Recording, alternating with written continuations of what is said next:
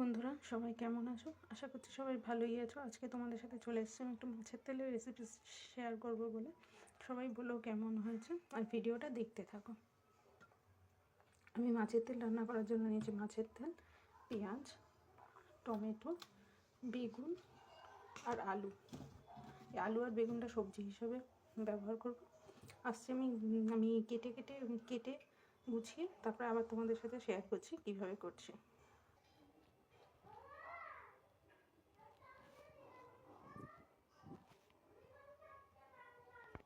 আমি চলে এসেছি সবজি কেটে ধুয়ে কেটে নিয়ে।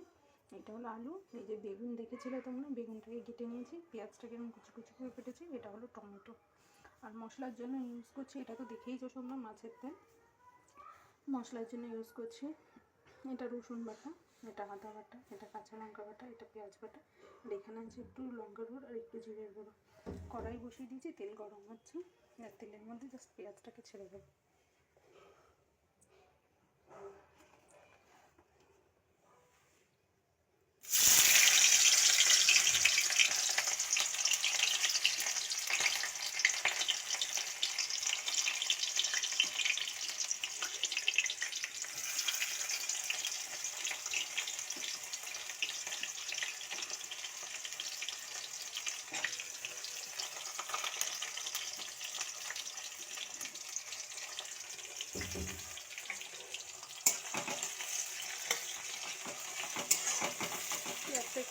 পেঁয়াজটা একটু লাল লাল হয়ে ওঠা অবধি ওয়েট করবো। পেঁয়াজটা মজে গেছে, ওর মধ্যে দিচ্ছি একটু লবণ সামান্য মাত্র, আর যেটুকুনি ব্যাগ থাকবে সেটা পরে দেবো। এবার এর মধ্যে দিয়ে দেবো আলু, এই যে কেটে রাখা আলুটা। আমি একটু মাছের তেলে আলু আর একটু বেগুন দিই, অনেকে শুধুও করে পেঁয়াজ দিয়ে, বাট আমার আলু বেগুন দিয়েই বেশি ভালো লাগে। এই যে দিয়ে দিলাম কেটে রাখা ধোয়া আলুগুলো।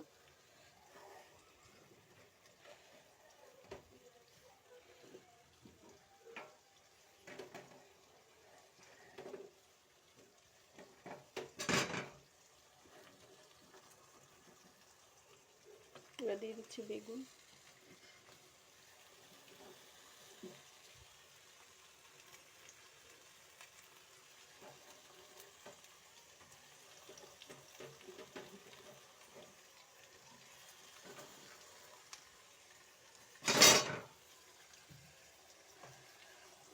এবার ওয়েট করবো এই আলু আর বেগুনটা মজা অবধি, তারপর আবার এর মধ্যে দেবো অল্প একটু নুন, একটু হলুদ।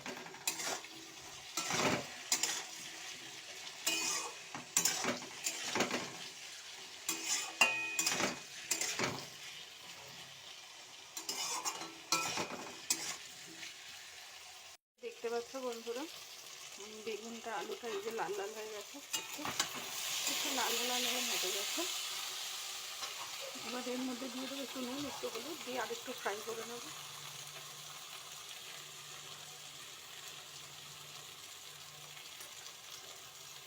বন্ধুরা, এই যে দেখতে পাচ্ছ বন্ধুরা, বেগুনটা আলুটা একটু লাল লাল হয়ে গেছে। এবার এর মধ্যে আর একটু নুন দিয়ে দেবো। আগে একটু দিয়েছিলাম, এখন আর একটু দিলাম, যেটা বাকি ছিল। আর দিয়ে দেবো একটু হলুদ।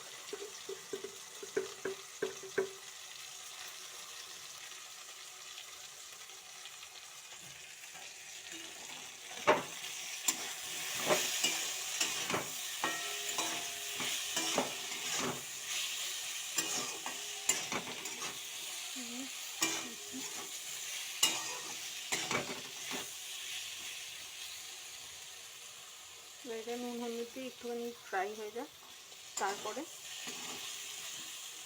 দিয়ে দেবো এর মধ্যে মাছের তেলটা অ্যাড করবো। এই দেখো ফ্রাই হয়ে গেছে, দেখতে পাচ্ছ ফ্রাই হয়ে গেছে নুন হলুদ দিয়ে। এবার এই যে সব যে মশলাগুলো বলেছিলাম, আদা বাটা, রসুন বাটা, পেঁয়াজ বাটা, কাঁচা লঙ্কা বাটা, জিরে গুঁড়ো, অল্প একটু লঙ্কা গুঁড়ো, এগুলো সব এর মধ্যে অ্যাড করে দেবো।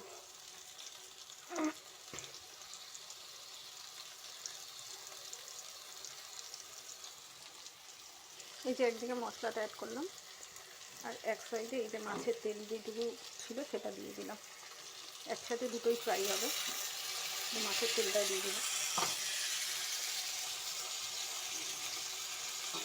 দিয়ে এটাকে কষাবো, সব দিয়ে তারপরে ভাজা ভাজা হবে।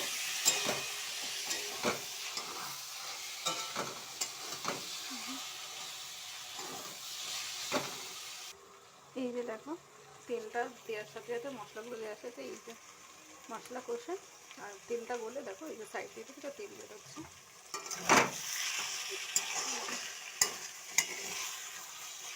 তেলটা বেরোচ্ছে। এবার এর মধ্যে দিয়ে দেবো এই যে যেই প্লেটটায় মশলা নিয়েছিলাম সেই মশলা ধোয়া জলটুকু, আর এর মধ্যে জল অ্যাড করবো না, এটা দিয়ে এটা রান্না হবে।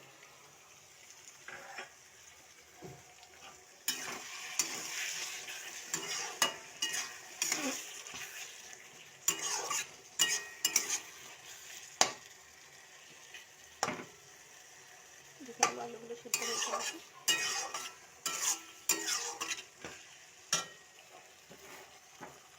এর মধ্যে অ্যাড করে দেবো এই যে কেটে রাখা টমেটোগুলো।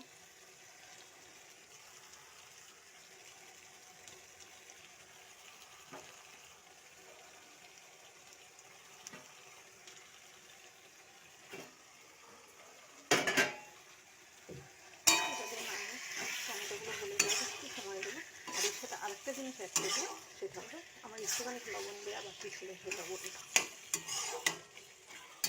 একটু দিয়ে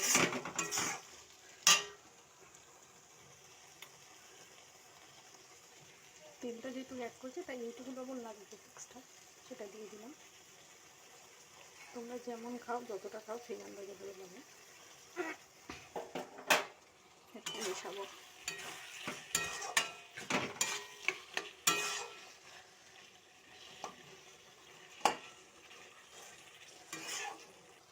এটা হলো আমার ফাইনাল লুক, কিন্তু তার মধ্যে আমি আরও দুটো জিনিস অ্যাড করবো।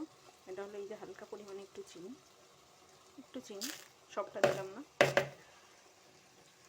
আর একটু গরম মশলা, এটা আমি দিই। এর সাথে ধনে পাতাও অ্যাড করি, কিন্তু আজকে আমার ধনে পাতা নেই